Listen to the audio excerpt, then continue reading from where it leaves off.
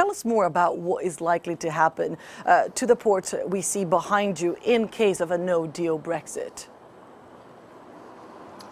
Well, Calais, a very busy port on the northern coast of France. Many ships going backwards and forwards between here and Dover and other ports in the UK every single day. If you listen to the people at one end of the spectrum, if there is no deal or no specific agreement in place post-Brexit, they kind of have this doomsday scenario, Annalise, where they say trucks could be stopped from going over the channel on the ferry or through the tunnel because, there would be a whole raft of checks that would have to come in place and things couldn't be moved fast enough to get all that in straight away after Brexit. There are people at the other end of the spectrum, though, that say, well, hang on a minute, this will be short-term pain for long-term gain. That's the Brexiteers. But nobody really knows exactly what's going to happen with Brexit because, as we know, there isn't a deal, there isn't an agreement in place. We don't know what's going to happen with this stretch of water, what kind of customs and future checks there will be here. But, Calais is taking this really serious. The port here is buying 17 hectares of land with the regional government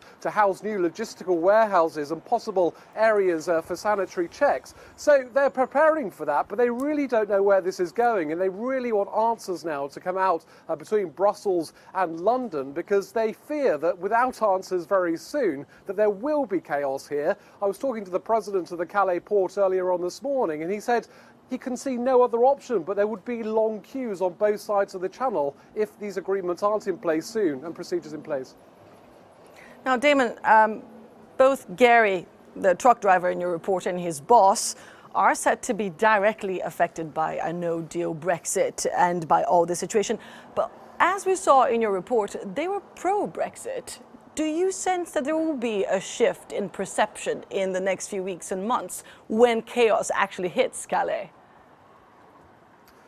Well, you could see that sense of irony, really, with the company. They are going to be affected, but they are pro-Brexit. And if you talk to Lorenzo, the boss of that haulage company, he still stands by his decision to vote for Brexit. He thinks it's the right way forward. He says he remembers the good old days before Brussels took over rule of the UK, in his words. So, in terms of a shift of opinion generally in the UK, well, people talk about these polls and reports, people changing their minds possibly if there was another vote. I mean, I'm from the UK and I hear this talk all of the time.